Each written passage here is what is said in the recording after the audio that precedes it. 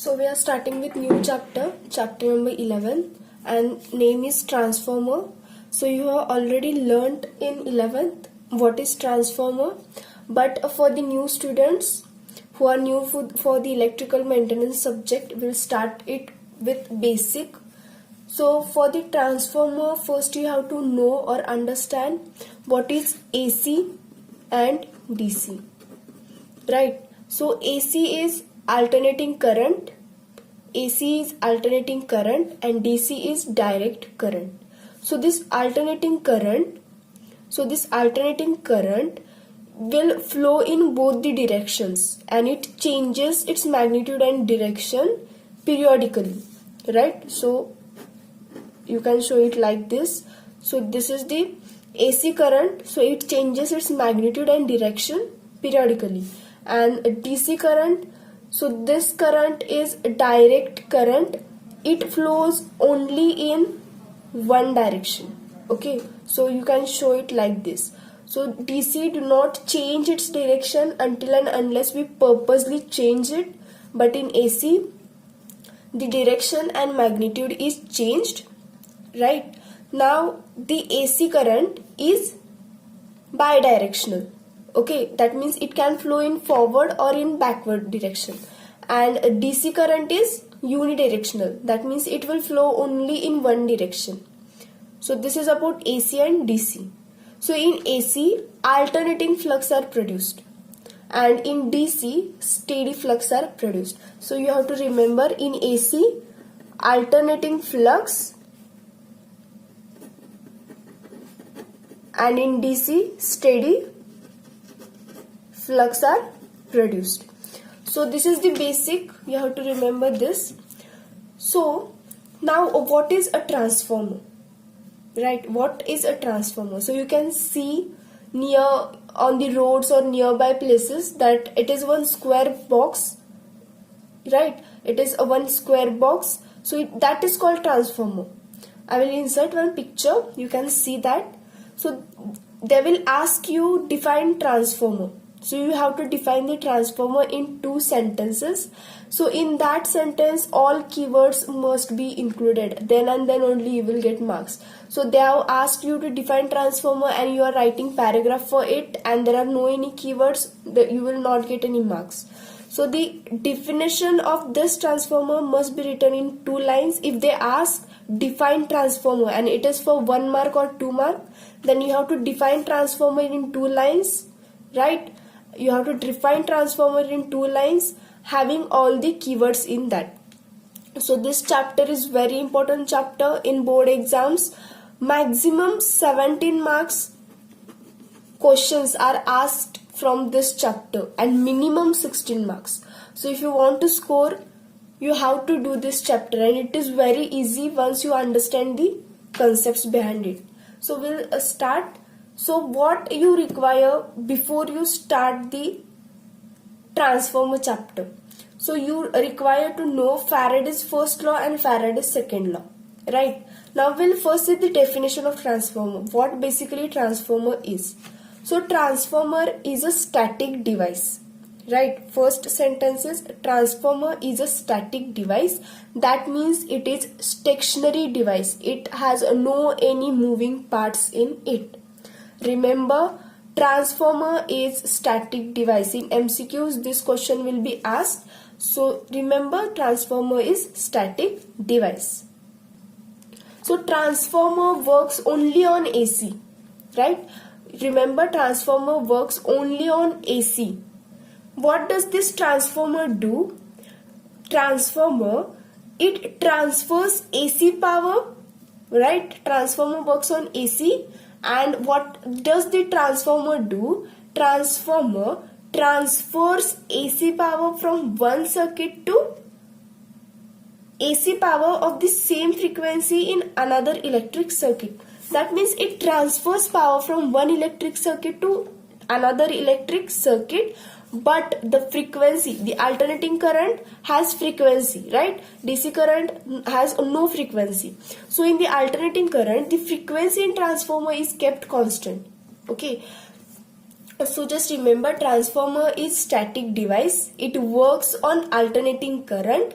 It transfers AC power from one circuit to another circuit, electric circuit, keeping the frequency constant. Right? Keeping the frequency constant. So the transformer do not have any rotating parts in it. So it is called stationary or static device. Right? So this is the basic definition of this transformer. Now we are going to see the working and construction further, but I just introduced you to the transformer, those who are new students for this subject. First you have to learn Faraday's first law. So we'll see Faraday's first law. So you have already learned this. Now this is the revision session. Now what does the Faraday's first law says? When magnetic flux linking with the coil changes, EMF is induced. When magnetic flux linking with the coil changes, EMF is induced. Right. Now you may know, because we have learnt in 11th, those students are new. So consider this is our coil, right? Coil means you have to take one wire and you have to just make the rounds, right? Number of turns you have to make, and there will be two terminals. So this is the coil. Whenever we give the electric supply, we provide here voltage, then what will happen? Current will flow. Due to this current, what happens? Magnetic field is produced around this coil, right? So magnetic field is produced around this coil. So this is the basic effect of electric current flowing in the coil. So remember, whenever we give supply to our coil, what happens? Magnetic field is produced. Now in electric circuit, what happens? Current flows, right? In electric circuit, what happens? Current flows. But in magnetic circuit, now here magnet is formed, magnetic field is formed, that means it has created magnetic circuit, right? Now we know in electric circuit current flows, in magnetic circuit flux are there, right? Similar to current, how current flows, similar way magnetic flux are there. Now in Faraday's first law, what it is saying? When magnetic flux linking with the coil changes, now here magnetic field is produced, that means there are magnetic flux traveling here, right? Now whenever this magnetic flux linking to this coil, means whatever the flux are there, they are surrounding this coil. So whatever the flux are there that are between this coil, which are linking between this coil, if they change, the magnetic flux linking with this coil changes, EMF is induced. So how we are going to change this magnetic flux? So what we can do, we can take one magnet, right? This is magnet, and whenever we move this magnet around this coil, then what will happen? This magnetic flux linking to this coil will be changed, and what will happen? EMF is induced here, right? EMF is induced here. So another way to change this magnetic flux linking, what we have to do? We can keep the magnet constant and we can move this coil, right? Now consider this is our coil and this is our magnet. So whenever we give supply, whenever we apply voltage, current will flow, magnetic field will be produced, then magnetic flux will be flowing, right? So whenever I take one magnet and I will just move this magnet, then what will happen? This magnetic flux linking in the coil will change, and what will happen? EMF will induce. Another way is, whenever I move this coil around this magnet, then what will happen? Then this flux linking will also get changed. Another way is, whenever we change the current, the flux linking will also change. So basic Faraday's first law, what it is? When magnetic flux linking with the coil changes, EMF is induced. So this is Faraday's first law. Second law, what it says? The second law says the magnitude of EMF induced in the coil. So here EMF is induced, right? So magnitude of this induced EMF depends upon rate of change of flux. That means whatever our EMF is induced, that will depend upon the rate of change of flux. Means when I move this magnet very fast, then what will happen? More number of flux will be linked, or they will be linked to this coil. Then what will happen? EMF induced will be more. So more the flux linking, that means the rate of change of flux, the more the change in flux will be there in this coil, the magnitude of EMF will be more. So just remember, magnitude of EMF induced depends upon the rate of change of flux.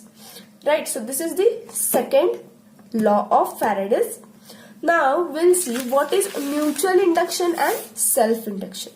So first we'll start with self-induction, or it is also called EMF of self-induction. Right, now consider this diagram. So we have coil. Right, now whenever I give supply here, what will happen? Current will flow, I current will flow. There are number of turns, let it be N1. Okay, so these are the number of turns.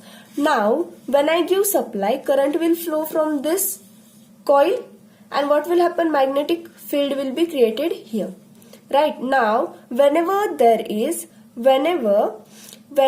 flux linking to the coil changes, as we discussed here, whenever the flux changes around between this coil, whenever the flux within the coil changes due to change of current of coil, then what will happen? EMF is induced here.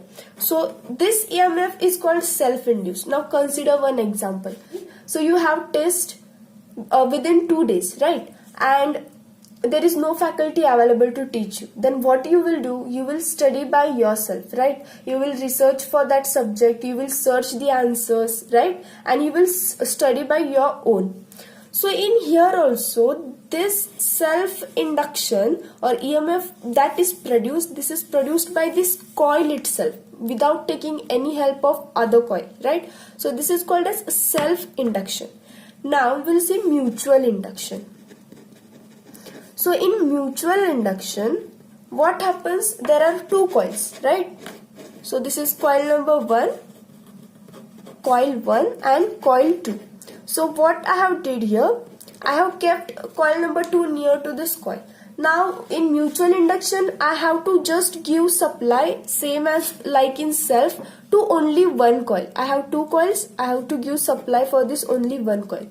Now let this number of turns here be N1, here be N2, and right here be N2.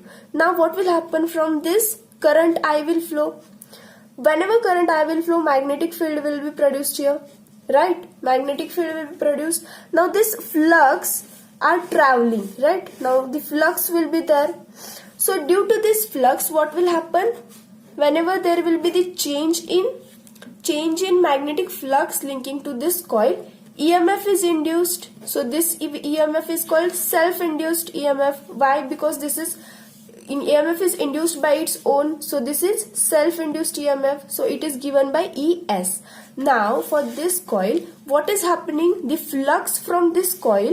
So the flux, I'll give the notation, that will be phi1, right? Why? Because this is flux of coil 1.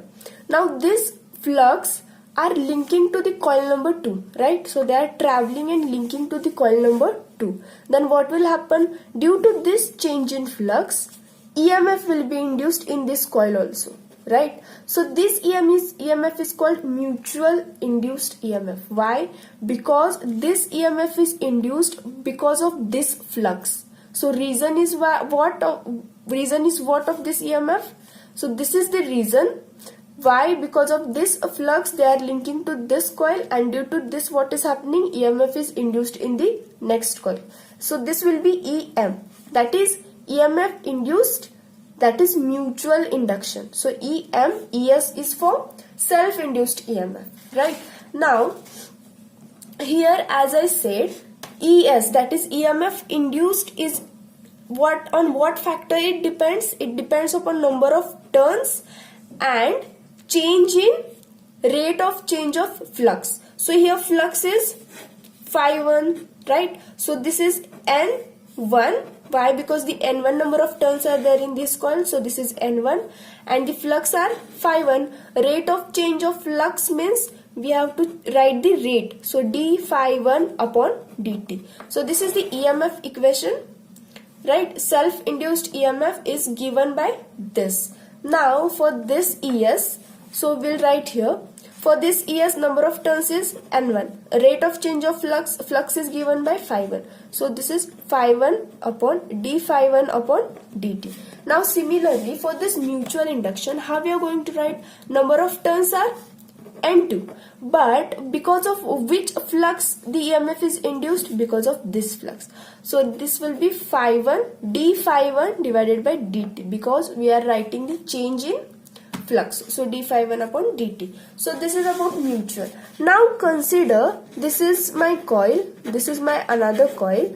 This coil is first coil, this coil is second coil.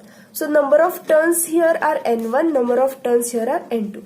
Now what I will do, I will give supply to second coil instead of first coil. So in this what we have did, we have given supply to this coil.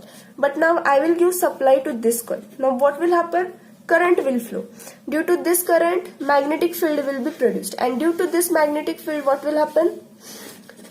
Flux will be created. And this flux are alternating flux. So they will travel, right? So due to this, EMF is induced in this coil also. So this coil will get self-induced EMF. And here, what will happen? Due to this flux, this will get induced EMF, right? So now for this, what will be the EMF? How we will write? EM is equal to N1, because of which flux? Because of phi2 flux, this will be d phi2 divided by d2. Now here, induction is self-induction. So ES is equal to N2, which flux? Phi2. This will be d phi2 divided by dt. I hope you have understood this. This is self and mutual induction. Now our transformer works on mutual induction. So there will be question on this. Mutual induction is there in transformer. So remember this. Now we'll see working and construction of transformer. But before that, let me tell you why transformer works on AC, right? I have told you that transformer works on AC, not on DC. So what is the reason? So reason is simple. When as I said, transformer works on mutual induction. So in mutual induction, what happens? We give the voltage, current is there. Therefore, alternating flux, we give alternating current, or yes, alternating current. So the alternating flux are produced. Why? Because of this alternating flux, what happens? They travel from this coil to this coil, right? But when we give the DC supply, right? When we give the DC supply, what will happen? There will be steady flux produced. They will be not alternating like this, right? They will be steady. So there will be no flux linking. There will be no flux linking. So there will be no EMF generated, or there will be no EMF produced.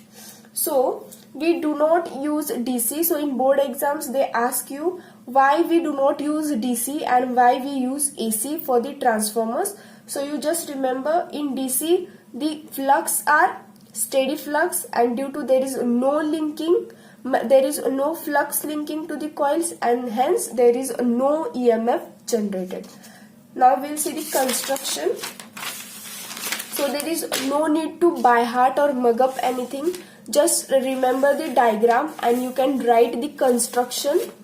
So The transformer, first you have to draw the diagram, right? So you have to first draw the square box. So again one square box. Okay, now this is the box, right? So you have to draw the windings. So these are the windings, and here one. Okay, so this is our diagram of transformer. From this only you have to write everything, right? Now this is called as iron core. Just remember, this is called as iron core. Now transformer has two windings, right? Transformer has two windings. As you can see in the diagram, this is first winding, this is second winding, right? Transformer has two windings. These two windings are supported on iron core. As you can see in diagram, this is iron core, and these windings are supported on iron core. So there are two windings, that is clear.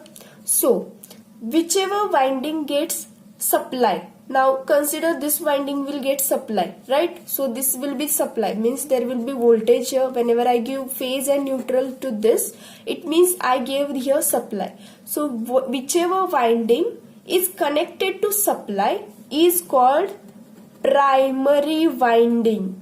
This will be asked in MCQ. So remember, whichever the winding is connected to the supply is called primary winding. If I will give supply to this side, then this will be primary winding and this will be the secondary winding.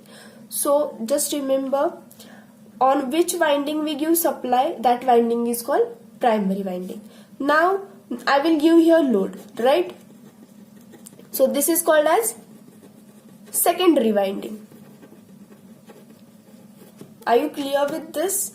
There are two windings, primary winding and secondary winding. These two windings are supported on iron core. AC supply is given to any one of winding, and that winding is called as primary winding. Primary winding has turns N1. So this is the turns, number of turns. So these are the N1, and secondary winding have turns N2, right? Now we will see secondary winding has turns N2 and primary winding has turns N1. And these windings are insulated windings, right? So these windings are insulated, enameled. You have seen in insulator chapter, they are enameled, they are insulated windings. So we'll see the construction once again. So the transformer has two windings, primary and secondary. These windings are insulated windings. These two windings are supported or they are placed on iron core. The one winding which is connected to supply is called primary winding, and another winding where the load is connected. So the voltage on the first side will be V1 and voltage on the other side will be V2. Current will be I1, current on the another side will be I2. Now the flux will be created, right? So the flux, due to this voltage, we are giving the supply voltage to this. So what will happen? This flux will travel from this iron core, right? So the flux are traveling from this iron core. So this is the flux, that is phi m, right? Now you have to just write in construction what is V1, what is V2, what is I1, what is I2, what is N1, what is N2, right? What is phi m? So V1 is nothing but primary supply voltage. What is V2? Secondary output voltage. What is I1? I1 is primary current. What is I2? I2 is secondary current. N1 is primary number of turns. N2 is secondary number of turns. Phi m is maximum flux in the core. So what will happen? As we saw in mutual induction, we will give supply to only one coil. Similarly, here we are giving supply to this coil. Current will be flowing through this number of turns. Then what will happen? Magnetic field will be created. The flux will be traveling, alternating flux. So what this flux do? The flux will travel through this iron core, right? So not every flux will travel through this iron core. Some some of the flux will be leaked out, right? So these are called as leakage flux. Just remember this, we need it further. So this is basic construction. Now we'll see the working of transformer, how it works. So we'll start with the working principle. So as I said earlier, transformer works on principle of mutual induction. So this may be asked in your MCQs. Then what principle does transformer work? So remember, transformer works on mutual induction. Right. Now primary winding is given supply. So what will be the second point? Whenever the primary winding is connected to AC supply, so transformer works on AC. So whenever we give supply AC to the primary winding, what will happen? There will be flux produced. This flux will be also alternating flux will be produced. This flux are carried by the iron core. So as I said, the flux will travel through this iron core and hence also link to the secondary. So this flux will travel from this side and they will link to this secondary winding. Right. Now EMF of induced mutual induction is produced. So EMF will be produced this side also and EMF will be produced this side also. So this will be here E1, this will be E2. So EMF produced on the primary and EMF produced in the secondary, right? So because of this flux traveling to this secondary coil, what will happen? They will link to the secondary and there will be EMF induced. This EMF will be mutual, right? So there will be mutual induction. So the secondary voltage, now this is very important. Now secondary voltage, what on which factor it depends? Number of turns, right? So voltage, secondary voltage depends upon the number of secondary turns. Now I will write here what secondary voltage depends upon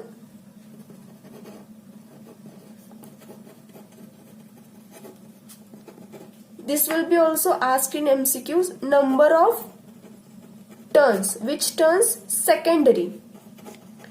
Okay. Now secondary voltage depends upon the number of turns. What we are doing here, we are giving the voltage, one particular voltage to the primary, and due to this what will happen? There will be EMF induced here and voltage will be generated here. So this voltage depends upon this number of turns. In what manner? When this number of turns are more, the voltage will be more, right? Voltage will be more. Whenever this number of turns will be less, voltage will be less. So just remember, secondary voltage, whatever we want, secondary voltage depends upon the number of turns, number of secondary turns. So number of turns more, voltage obtained is more.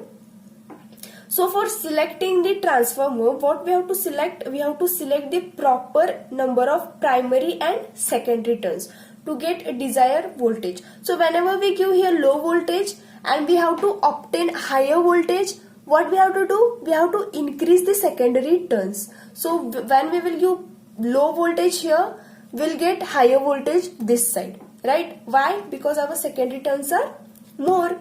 So transformer is used to get a desired voltage from any available voltage. Okay. So the point is what? We can get any voltage from whatever voltage we have. So if I will give here low voltage, I can get here high voltage. Whenever I give you here high voltage, we can also obtain here low voltage. What we have to adjust is number of turns. Whenever I give here number of turns greater than this primary, then voltage will be more. If I will give less number of turns here, voltage will be less. Right. Now the secondary is connected to load. Right. Secondary is connected to load. The secondary gives output, power output to the load. So we get some power output. So power is what? V into I. So remember this, power is product of voltage and current. So in output, that is a secondary, current is what? I2, voltage is what? V2. So power here is V2 into I2, right? So the approximate power will be this much. But to obtain this power, we have to give some power here, right? So whatever, in order to get output, transformer takes the input power. So what is the power we have to give here? So that will be V1 into I1, right? So whenever this transformer has to give some power output, it has to take some power input from the supply. So this is V1 into I1, and in output we get V2 into I2. So from this, what we can say, the power means transformers can transform the power from primary circuit to the secondary circuit. So we can also define in these terms that transformer, so this is transformer, transfers power from one primary circuit to secondary circuit. Now in ideal cases, what will happen? Whatever we will give, the particular amount we will get here, because there will be no any loss in between this process, right? In ideal case, there will be no any loss. Now consider I am giving voltage here V1, then I will get same voltage on the secondary side. So this is called ideal condition. So neglecting the losses in transformer, what we will get? We will get the power similar here on the primary and secondary. So we can write here V1 I1 is equal to V2 I2, neglecting the power losses. From this, what we can write? V1 divided by V2 is equal to I2 divided by I1. So this is important relation, so you have to remember V1 divided by V2 is equal to I2 divided by I1, or V2 divided by V1 is equal to I1 divided by I2. So this is very important. In numericals we require this equation, so remember this. Now we will see the EMF equation. So there is no need for derivation how the EMF equation came. So you will learn this in engineering. So you have to just remember the EMF equation. So EMF equation, that is for primary E1, and for secondary, that is E2.